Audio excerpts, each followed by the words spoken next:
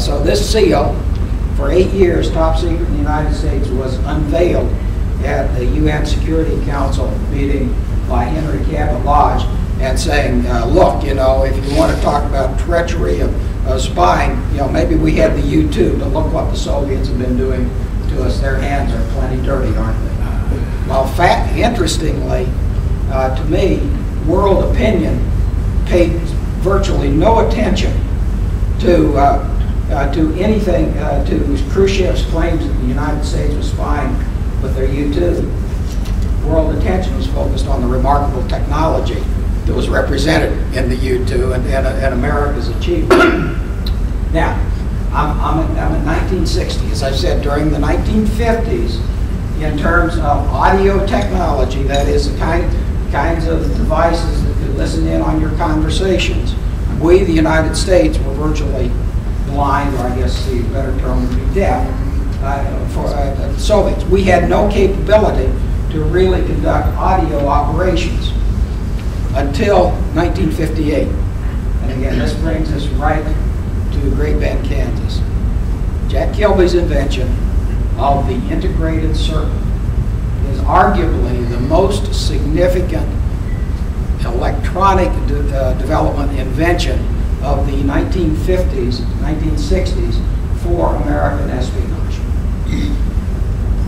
When we got our hands on the first integrated circuits in 1960, the CIA was able to develop a transmitter, a small transmitter listening device that was about the size of a cigarette pack. Previous listening devices that we had were 4 or 5 times that large.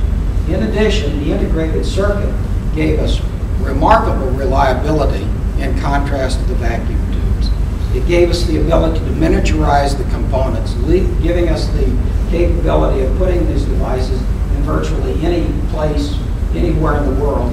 You know, buildings, furniture, any kind of host that you can think of. We could put a listening device because of the size. And third, and particularly significant, was the low power compared to the vacuum tubes that the integrated circuits required for us to make this kind of listening device.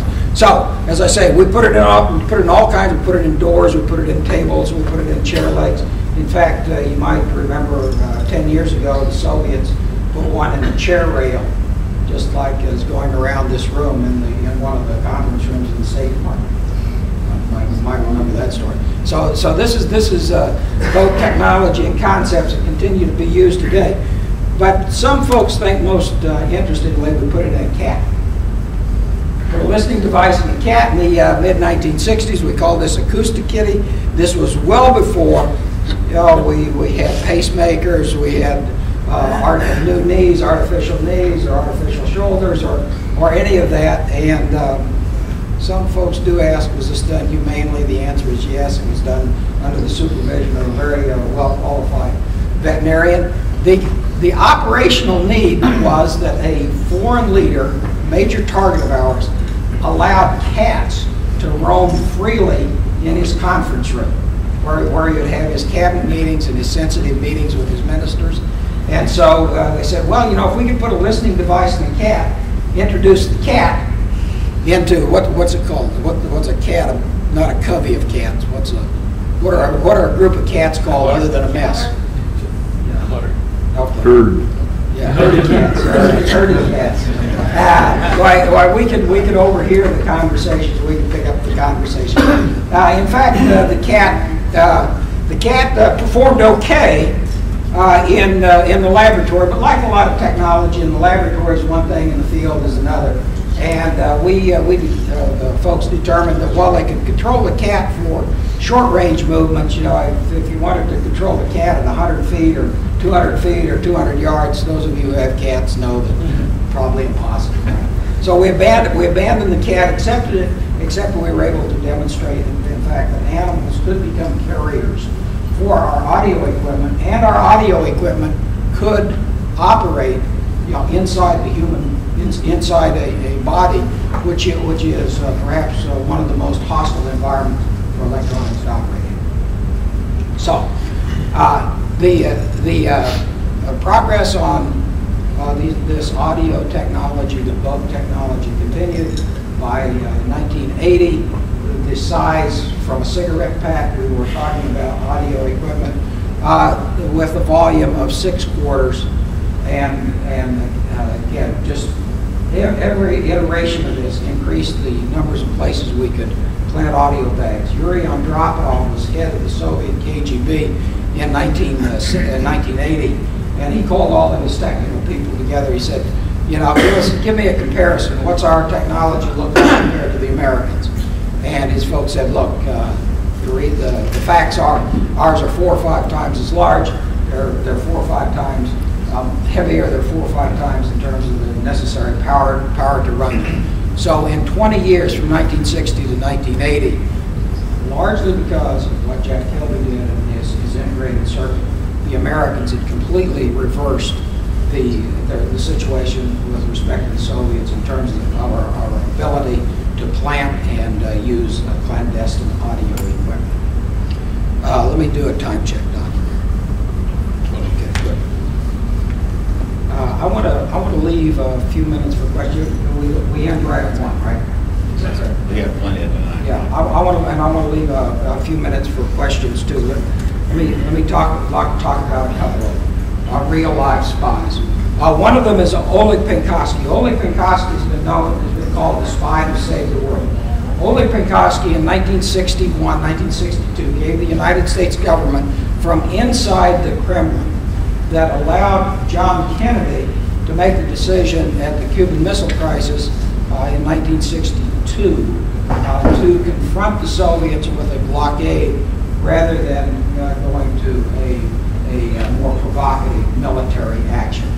And it was the Penkovsky information given to us primarily through a series of clandestine meetings when Penkovsky was able to get outside of Moscow into Western Europe, and we were able to debrief him in some safe houses or some hotel rooms.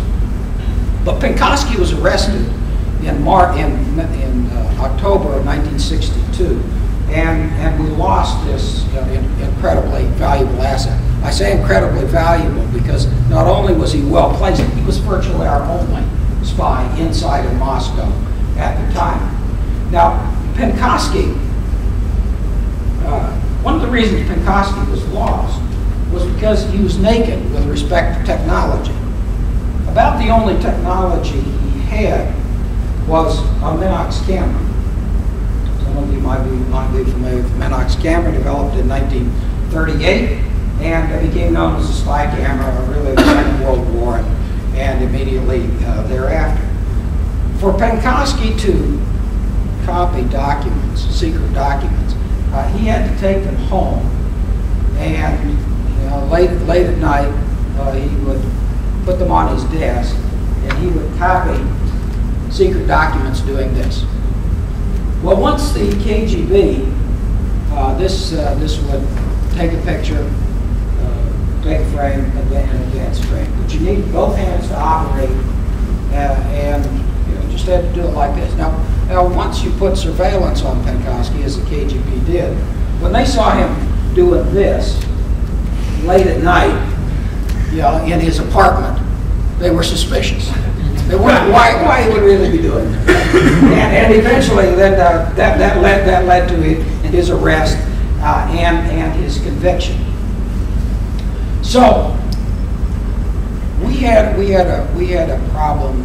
We recognized a clandestine problem, a tradecraft problem in our terms with Penkovsky. He didn't have a way really to secretly copy documents.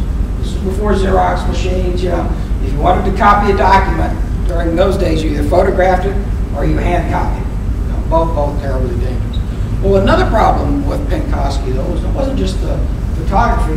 It was that he didn't have any ability to deliver material to us unless he,